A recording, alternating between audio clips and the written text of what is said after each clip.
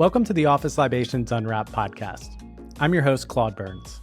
Today, I'll be speaking with Becky Lehman. Becky is the Senior Manager of Employee Engagement at Babylist. She has a lot of great tips about treating your employees well.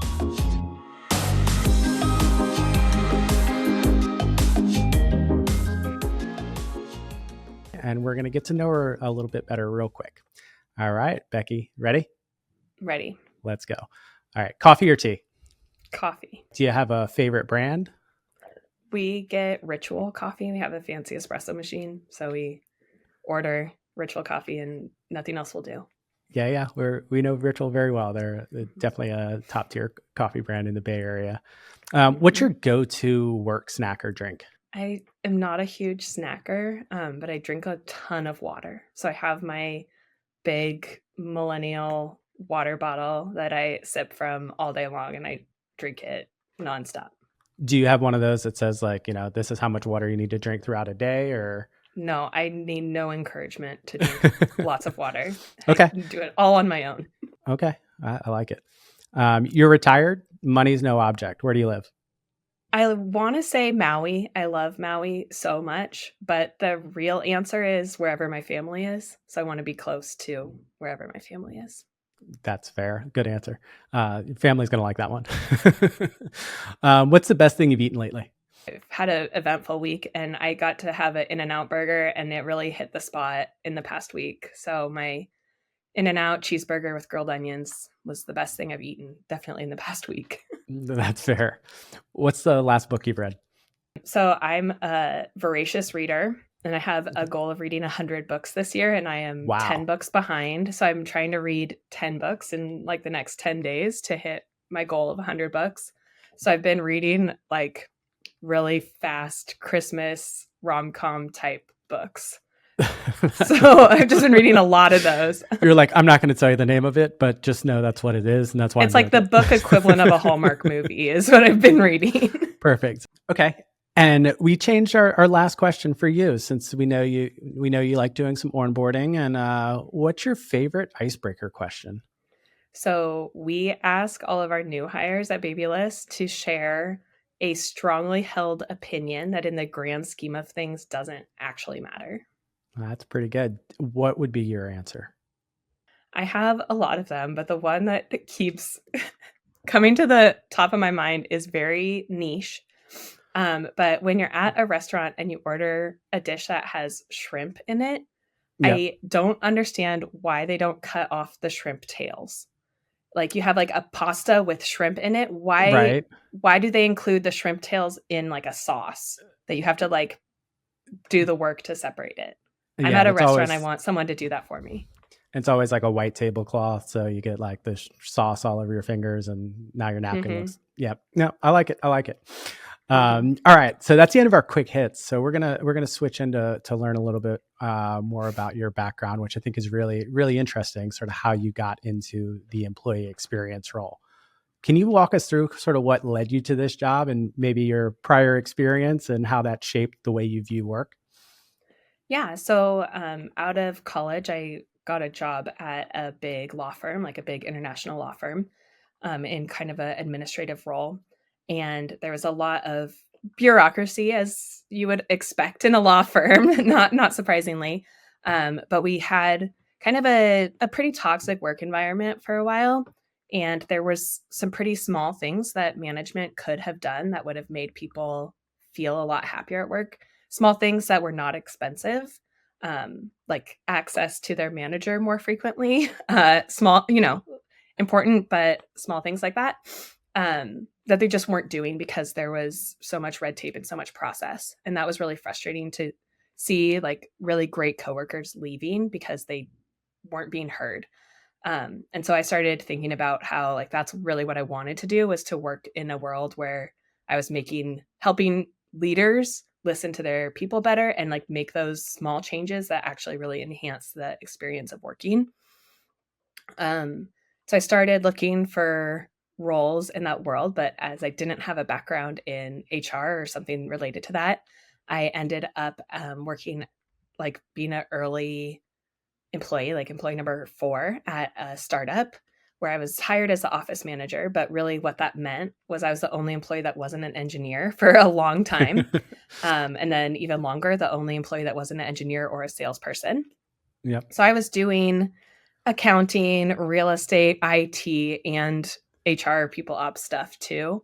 Really anything that needed to get done. Yep. And I got to figure out what I didn't want to do, like accounting, like IT. But I also got to really lean into growing in the areas that I was interested in. So it's really easy to do more like relationship building and engagement with 5, 10, 20 people. So really building that foundation and then growing to 100 and 150 people as the company grew. My skills got to grow there too, which is really helpful me in my growth there. And then I had a baby and COVID, first COVID, then a baby. And then when I returned to work after I had a baby, it was really hard, first of all. It's universally hard. But someone from Babylist reached out. So I had used Babylist as a baby registry when I was expecting. And they were hiring for a role that was just focused on this employee engagement and kind of internal community building. And I was so interested in it that a company was like actually investing in a role, investing in a person completely dedicated to this. That meant that to me, that showed that the company actually cared about it and was willing to like put effort into it and saw how important it was. So that was kind of what got me to where I am today in this role. And I love my job. I love the company I work for. I tell new hires in onboarding, like, welcome to our company. Sorry, I have the best job at our company. I'm sure yours is going to be great too, but mine is, I already have the best one. So sorry about that. Right. Interesting. I didn't realize you used Babylist and then they reached out to you after that. That's pretty interesting. So you're kind of a user before you actually join the company. I think it is a common trajectory for a lot of our employees that if you don't have a baby or you don't know anyone who's had a baby, maybe you haven't ever heard of Babylist. But I think if you have had a baby in the past 5 years or so, you've most likely used Babylist or like your friends have used Babylist. So it's very common that like, you're like, oh yeah, it's like an industry like standard company. Yep. Like, yeah, it's the best one. We all use it. Yeah, I used it. So yep, I can agree. I want to go back to something you said about sort of the office manager. We work with a lot of office managers and it's surprising how diverse that role is and the number of things that an office manager actually does. I think it's really interesting that you use that opportunity to sort of figure out what you didn't like and then what did you want to lean into in sort of your next role. So I thought that was really interesting about sort of your story and sort of figuring out like, I don't like accounting. I do like dealing with people and sort of the employee engagement side where other people may be like, give me the accounting. Someone else can deal with keeping everybody sort of happy and engaged. Let's talk a little bit about when you're looking for employees at Babylist. You said something that was really interesting to me and I hope you bring it up, but what do you guys look for in a new employee? We're a fully remote company. So I think it's really important that we hire people who are going to be successful at a fully remote company, which can be a real challenge for a bunch of reasons. So we really do look for people who have high levels of ownership and accountability in getting their work done. And really, we look for people who are going to make our culture even better. So I think often when we're talking about hiring, we think about culture fits, like, oh, this person isn't going to fit in here.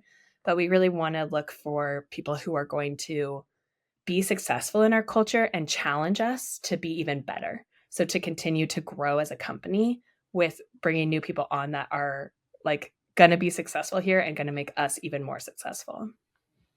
Yeah, I loved. I think you said culture addition, not a culture fit, and I thought that was so kind of eye-opening and interesting, inspiring because we always talk about how do you build a good culture, but as your team grows, you're just naturally going to have people with different viewpoints, different upbringings and backgrounds, and what you really want is that to strengthen your culture and not really take away from it, while also bringing in all those diverse opinions. And I know that's something that we'll talk about a little bit later with Babylist. The other thing you brought up was having a growth mindset. Can you talk to me a little bit about what, if people aren't familiar with what having a growth mindset means, what's that mean, and how do you guys sort of look for that? Yeah, so one of our core company values is always be learning. And I think it's easy to think about that as like curiosity. Like, oh, I just want to learn everything. And I'm interested in the world. And so I want to like learn, like, oh, I want to learn how to play the accordion. Like, cool, that's great. That's not going to help you be better at your job unless you're an accordion player. Um, and so, how we really think about this idea of growth and learning is identifying those areas where you can really lean into them to grow and learn more. Like, there's an opportunity at the company, someone needs to step up to take care of something, own a project, whatever it looks like. And you haven't done that before, neither has anyone else. So we're going to learn as we go, as we do it. We're going to challenge ourselves and continue to like push on that kind of growth edge. And that's how we really think about our like learning and growth mindset. We think about that as an individual and as a bigger company too, right? We're always kind of trying new things and we haven't done them before. So we're going to have to learn how to do them, build new muscles. And that's how we're going to be successful, is really like leaning into those areas too. Yeah, one of the things that I think you were most excited about was onboarding, right? And that's sort of the beginning of like the employee experience. Can you talk to us about sort of your onboarding process and what brings you so much joy in that process? Yeah, I love welcoming people to our company. Like I said, I love this company, and I love my job at this company. But it's so special when we're bringing new people on board because they're also really excited to be here. And so we get to really, first of all, I love asking new hires, like, why did you decide to join us? Like, why did you choose Babylist? And hearing all of those answers because they're very different across different people, different roles. But hearing what they have to say gives me like really warm fuzzies about my decision to be at this company and like invest my time and effort into this company. And then really thinking about how we can capitalize on that excitement and passion of new hires and extend that as long as possible as part of their employee experience. I've been a Babylist for over 2 years now. I still feel that like excitement and passion about the work that I'm doing. So I hope we can like continue to pull that for people for as long as possible. We do have a pretty prescriptive onboarding process through the first 90 days. We have like company onboarding that lasts about 4 weeks where people will go have 1 to 3 sessions each week that focus on different parts of the company or like knowledge that they need to do their jobs. One of the biggest things that we identified as a need in onboarding is to really like be very clear about our different revenue streams and talking about that. We have a bunch of different ways that we make money at Babylist. And a lot of people, yeah, it's diversification, right? But a lot of people coming in have experience in one of those areas. And that was like the superstar of their last company. So they like are used to that being prioritized over other things. And so we have to really be clear about how we have these different revenue streams and they complement each other and we work together to make them successful. So it's not just like, the software is everything. It's not just our shop is everything. It's not just our media is everything. It's like they all actually make each other better when all of them are great. And so we have to really balance those priorities. And I think that can be a big challenge to wrap your brain around as a new hire at the company. So making sure that's really clear in our onboarding is going to make people like ramp faster, understand how to do their jobs faster, understand how they fit into all of those different revenue streams faster. The other thing about onboarding that we do kind of from a company perspective is I give a presentation about like what are the weird things about working here that you usually would slowly learn over time. Yeah. We want to tell people all the weird things about working here in week 1. So they're not coming like 3 months down the line being like, I didn't realize we were supposed to have our cameras on in meetings. And like Right. that has been a like tension point on their team since they started. We don't want people to wait to learn these things. We want to tell them very upfront. And that's, I think, really important, especially in a fully remote company, that we can be really clear about our expectations for how we show up for work and how we work with each other. And then the other thing about our onboarding that I think is really wonderful is everyone has a 30, 60, 90-day plan that their manager puts together with input from kind of their key stakeholders. And it's pretty prescriptive. It like links to all the different documents they need to read, lists all the people that they should meet with in their like as they're onboarding, and then actually tells them which projects they'll be working on in that time period. And with the whole goal of like delivering work and getting feedback on that work, and then incorporating that feedback and like relaunching that work. Feedback is really important to us at Babylist, and that's how you're going to learn how to get work done here and what good looks like here is to just like do it and get that feedback and continue to grow in that way. Yeah, you said something that I thought was really interesting in our pre-call, where you said feedback is a gift. Can you kind of talk to us about how you and Babylist view feedback from your team members, and if it's led to any sort of changes internally? Yes, feedback is a gift is a cliche, but it's very true. You believed it. You were like, no, this feedback is a gift. I want more. Give me all the gifts. Have you been Christmas thinking about time. it different? Have you been thinking about it different since we talked? I have, because I think I'm not going to steal your thunder because you're going to tell us. Okay. But I'd love you to sort of explain why feedback's a gift, because I do think it changed my line of thinking a little bit. So I think other people will find it enlightening. So when we think about getting feedback, or like when we get hard feedback, we get into that like lizard brain fight or flight response, and it can feel scary. It can feel bad. It can feel like someone is telling you like you are bad and you did a bad job and you are a horrible person, and no one likes that feeling. But actually, when someone is giving you feedback, what it really means is that they feel like they have a strong enough relationship with you that they can give you that feedback in a way that you'll hear it.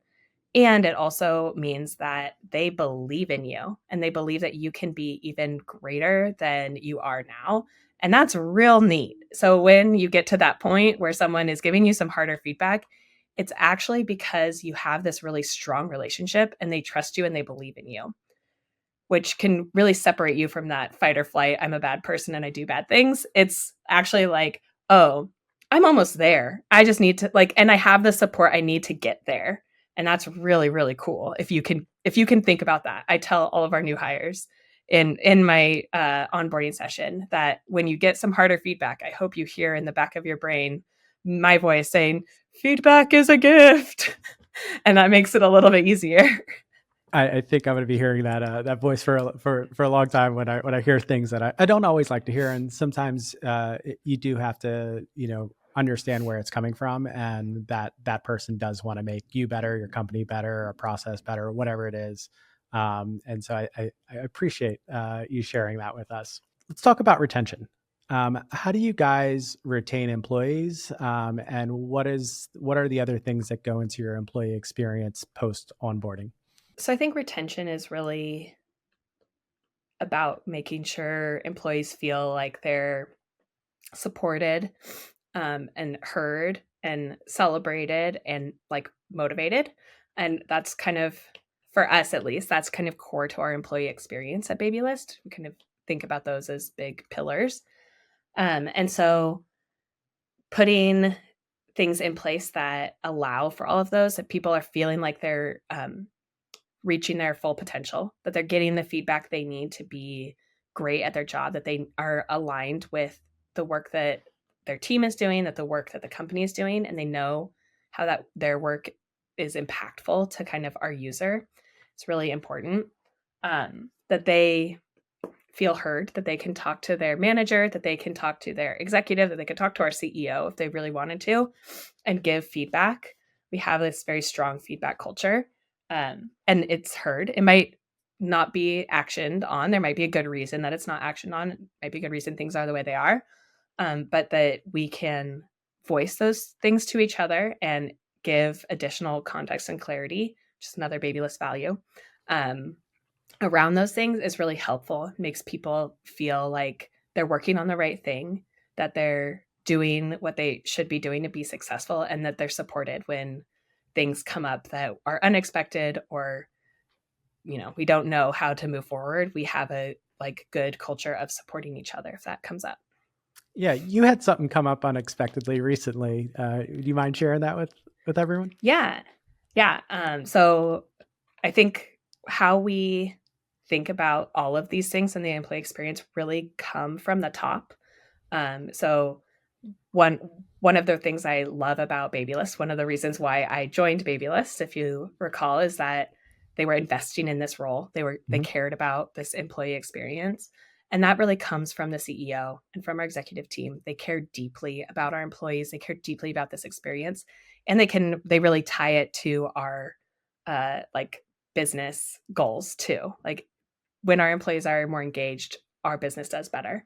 Our users are more engaged, our business does better. It all like flows through each other. And I think this culture is set by our CEO and by our executive team really specifically. And we support each other when things go sideways in our work lives and in our personal lives. Uh, my story is that my daughter is actually hospitalized last week with a respiratory virus.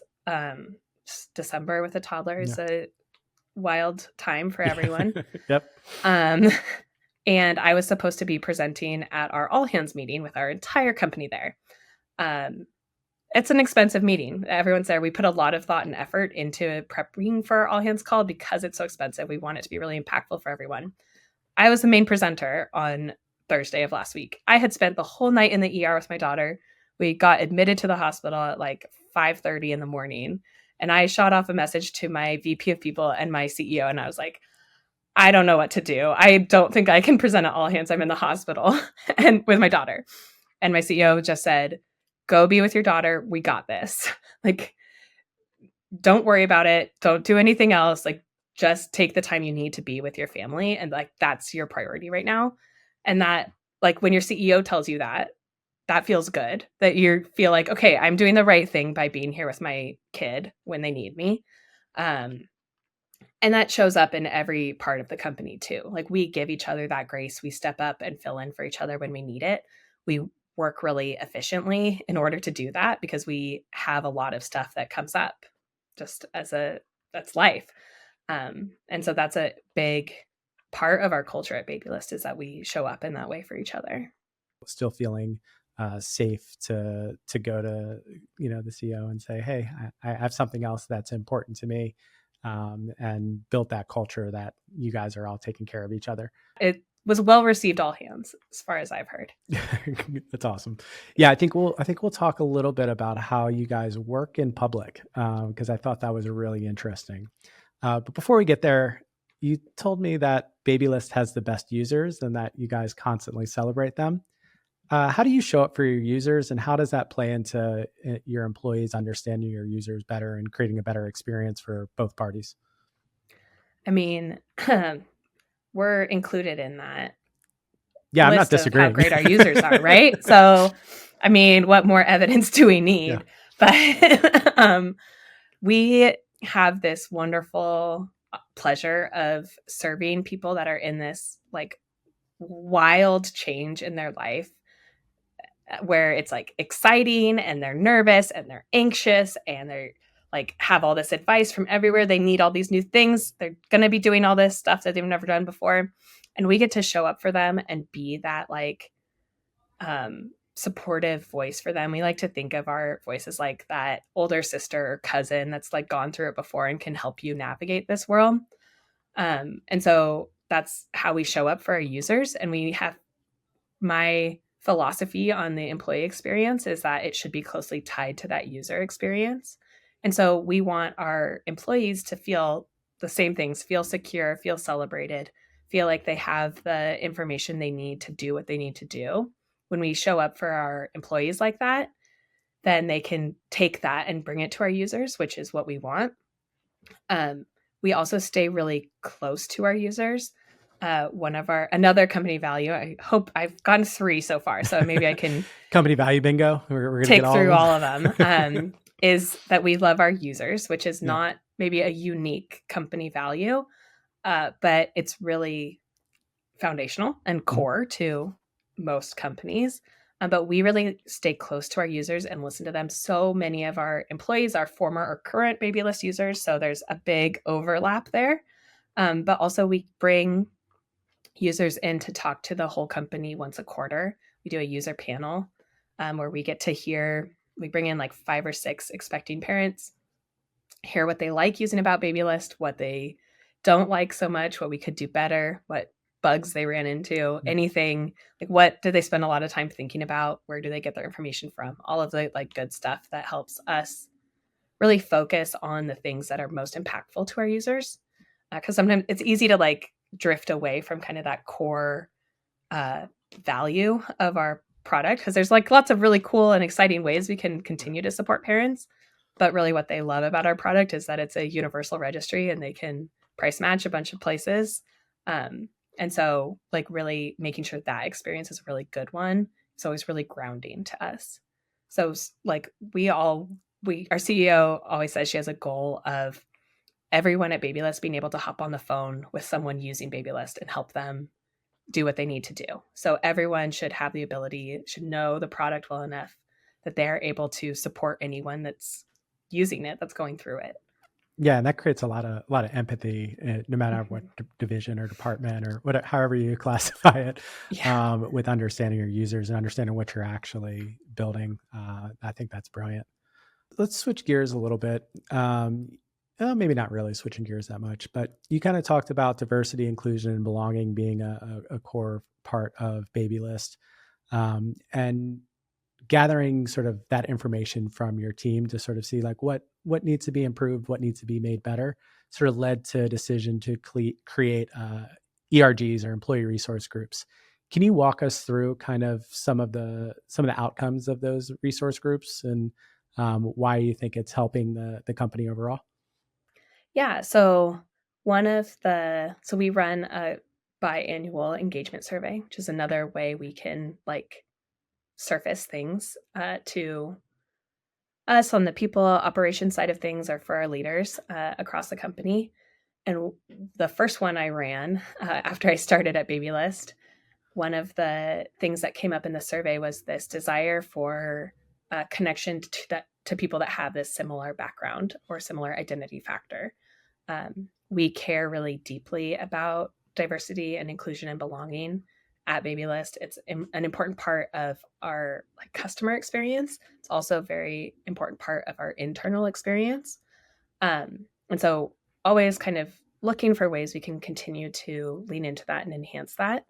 But as a company grows, when you're a smaller company, when you're under 100 people or maybe under 50 people, launching ERGs might not make sense when there's like 1 or 2 people that are a part of that group. If the whole goal of them is connection and belonging, that actually might feel more alienating than connective. And it's one of those things that changes really gradually over time, that you add more people, that those populations grow within your employee base. And so we heard this in our engagement survey, and we were like, oh, maybe this is the time. Maybe we have a big enough employee base that there's enough people that want to be part of these groups that we can stand them up and support them. So then we were able to kind of gather that information from people, like which groups would you want to be a part of? What would this look like?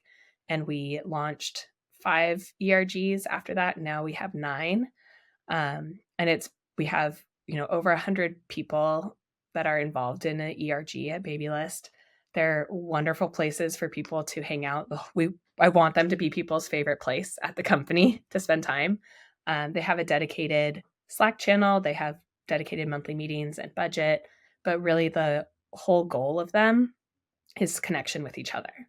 Now, some of them have done other things too, which I love, and it like brings me so much joy when we see that.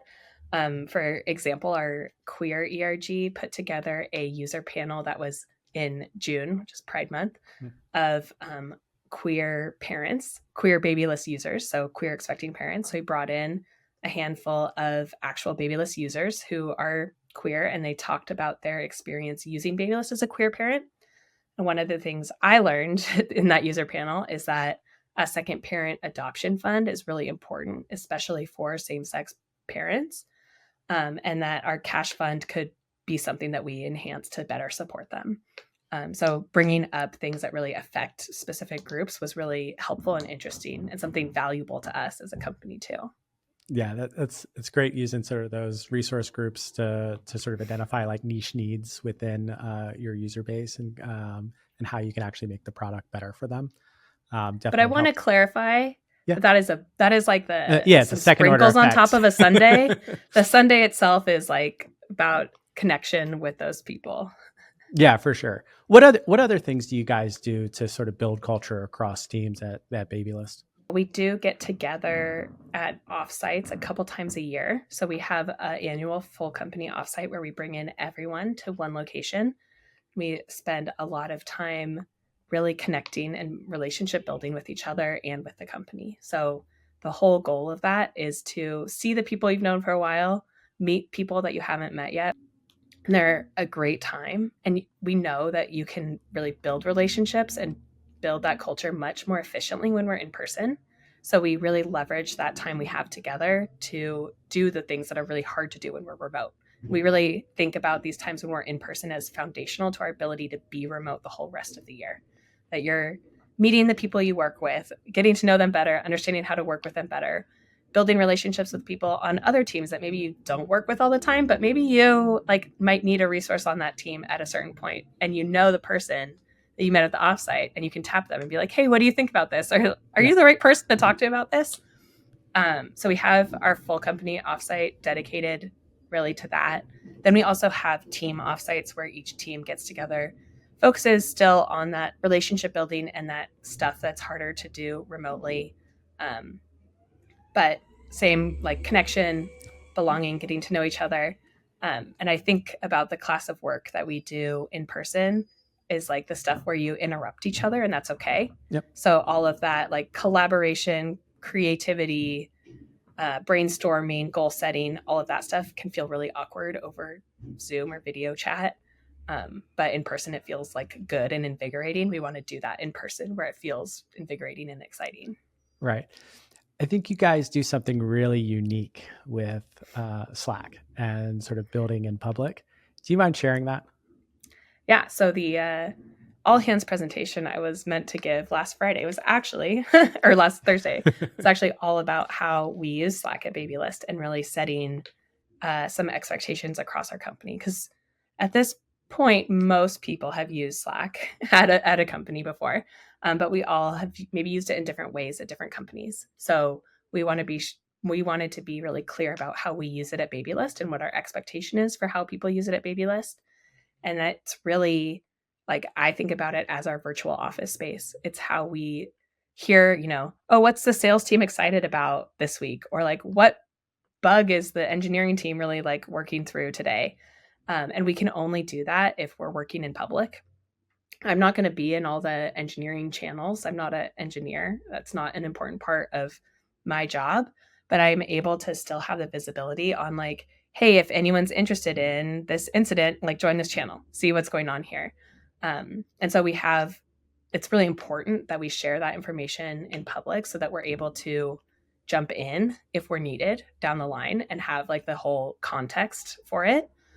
Or we might not know who the right person is to like talk to about this. In an office, you might be talking to someone about it and someone else overhears and is like, oh, you should go like talk to Steve about that. Like he really knows, he's done that before. Or like, oh yeah, Jennifer tried this before and that it didn't really work, but maybe now it like looks differently and they'll like point you in the right direction. And that's how we have to do that very intentionally in a remote workplace to make up for that ambient learning, which is what I call that in an office space when you have it, where you're learning about what's going on without being actively part of it. Yeah, that kind of learning through osmosis is kind of what I Exactly. refer to. You just see somebody do something, you're like, oh, that's a better way to do that. Yeah. I'm Yeah. going to steal that. But it's more informal than sort of that ongoing sort of education. I would always be learning, right? Is our is our value. So like thinking about how we can train and lean into those growth edges and really support each other and teach each other across the company in those different areas. And so we're getting ready to wrap up, but I want to see, do you have any sort of things that you guys have tried that haven't worked as well? And then we'll follow up with a more positive version of that. But anything you've tried that sort of hasn't worked really well to sort of build that culture and engagement across your employees? Yeah. So one of the things that when I first started, I was like, okay, our whole product is about gifting, right? Like buying things for people. So we need to be better at gifting to each other. Like that should be core to our employee experiences. Like we're buying presents for each other. Um, which is nice in theory, but really hard practically, especially in a remote workplace. Yep. And so we didn't do any kind of anniversary gifting at that point. And I set up a program where people like got an anniversary gift and a birthday gift. Because again, celebrating big milestones, important part of who we are as a company. It turns out that people like that on their birthdays, but if you get like a $25 gift card on your anniversary, it actually doesn't feel that great. Especially if it's kind of automated, which is what I set up. So because, when you're thinking about a program like that, some managers do a really good job with that and some managers don't. And I wanted to make that experience kind of more universal at the company. So like a manager that was not their strong suit didn't have to push like in that way. And a manager who spent a lot of time doing that maybe shouldn't be spending a lot of time doing that.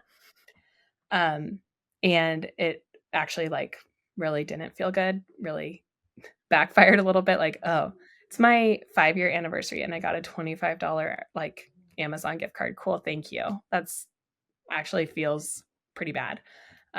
So we're like re-evaluating what we want that experience to be, how we want people to feel about that, so we can make that experience actually align to that feeling of celebration through these milestones. That's awesome. And on a more positive note, what have you done that you think like just killed it and people have really, really enjoyed? Everything.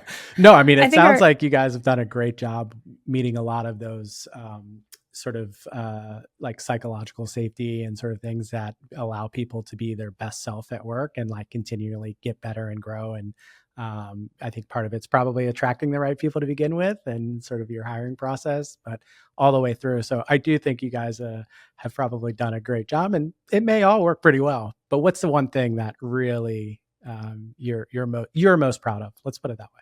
I do think our offsites are really important.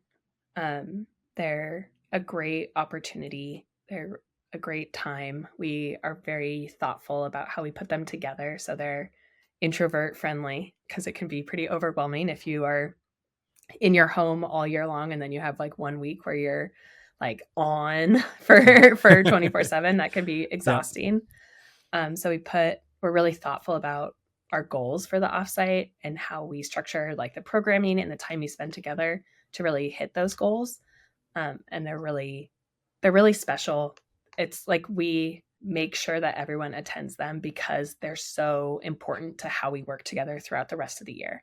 So really setting those up to be successful is a ton of work, but the return on investment for that specifically is so high. And we see it like almost immediately after an offsite. Yeah, so that foundational investment in the offsite and the building relationships in person sets you guys up to be successful throughout the rest of the year. Totally. Makes sense. Yeah. Before we go, there's one thing in my notes that I want to make sure we talk about. Your sort of employee shout out or sort of employee appreciation. Can you share can you share a little bit about the structure of that, how you guys do that internally, and sort of, why you set it up that way?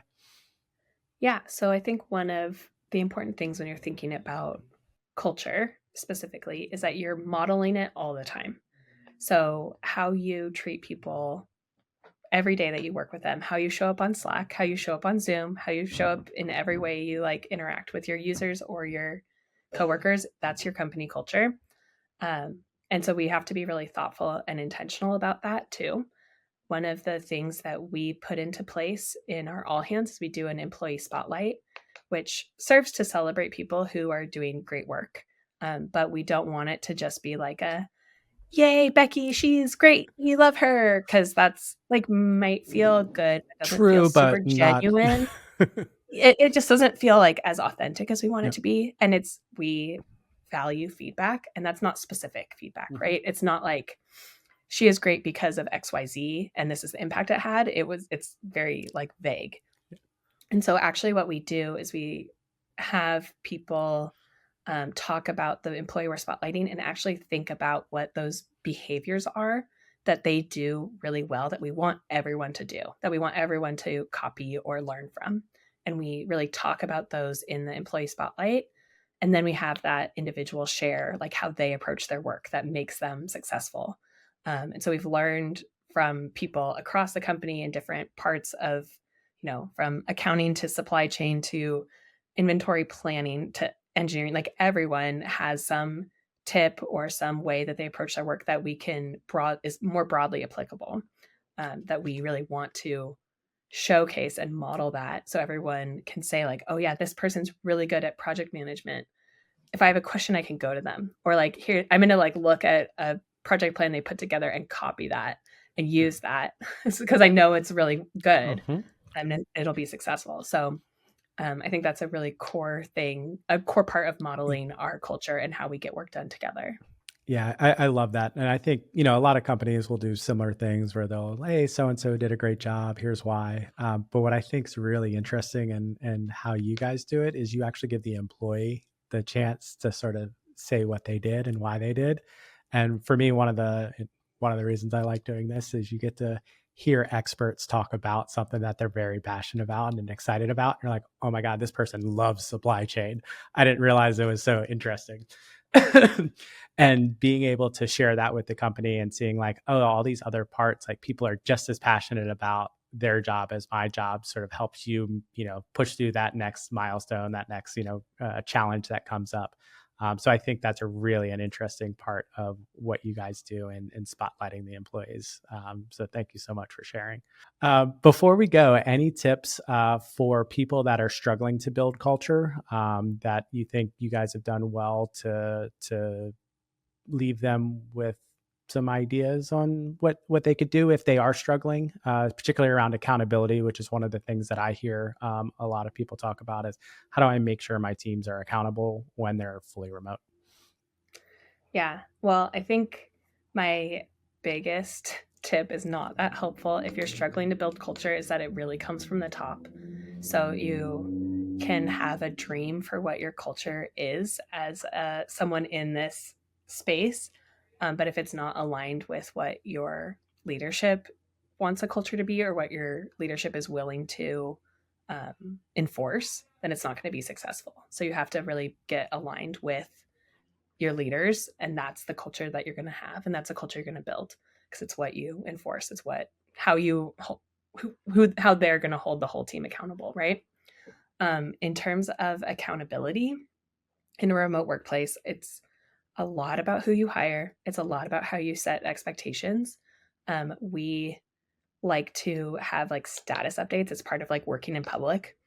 We don't want any surprises, right? Surprises are going to happen, but we don't want you to be like working on something by yourself in your like room, going away and then presenting like a fully formed product. And then people are like, that's not what we needed at all. Like that's actually like, we're not going to use any of that. Or like, you spent a lot of time working on that. That is Somebody like else was wasted doing time. that too. Exactly. And so we want to be sure we're working in public, that people know what we're working on, that we know our goals, that we know other people's goals, and we know how they like interact and prioritize around those. And we do that with like one-on-ones with our managers, or we have some like templates for status updates that we share.